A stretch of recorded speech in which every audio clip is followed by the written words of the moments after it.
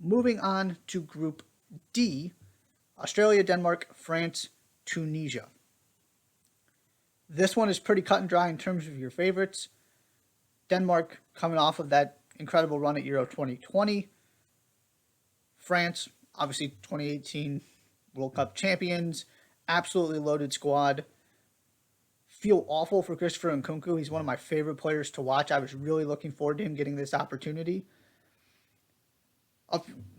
Good news is he's going to have more in his career, assuming things keep going. Though, I mean, he's scoring goals with the best in the Bundesliga right now. But I was really looking forward to him getting this opportunity, and unfortunately, he had to leave with an injury he suffered in camp right when he got in with this national team. Still absolutely loaded with France, though. So, from a France standpoint, how do they look with Karim Benzema and Kylian Mbappe, because that did not go so well at Euro 2020, and how do they look without what you have come to know as the France midfield? Paul Pogba and N'Golo Kante. Neither of them are at this tournament. So you're looking at your Aurélien Tchouaméni's, different guys are going to have to step up. This is the next version, next generation, if you will, of the French midfield.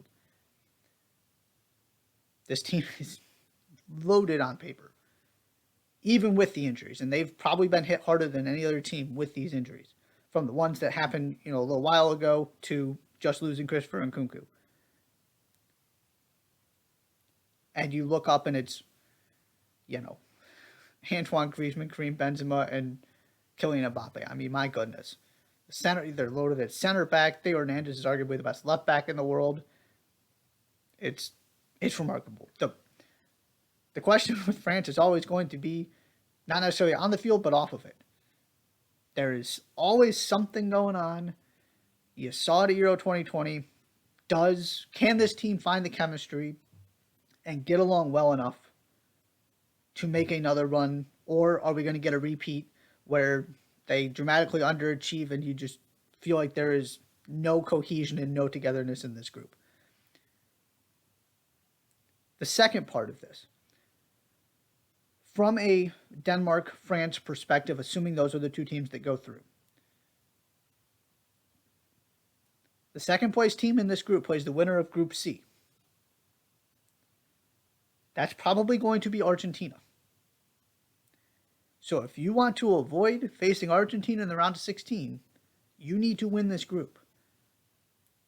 Denmark has had success against France. Denmark could very well win this group.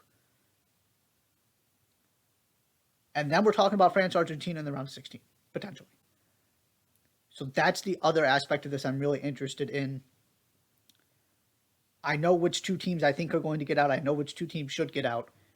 But the order is incredibly important in this group because of Group C, where you've got three good teams. The difference between Mexico and Poland is next to nothing. But you've got Argentina there, and that's the team you're trying to avoid. So that's going to require France not only getting out of this group, but also winning it. And it might look at first glance like that's something that should happen. Denmark is going to have something to say about that. That's all I've got for Group D.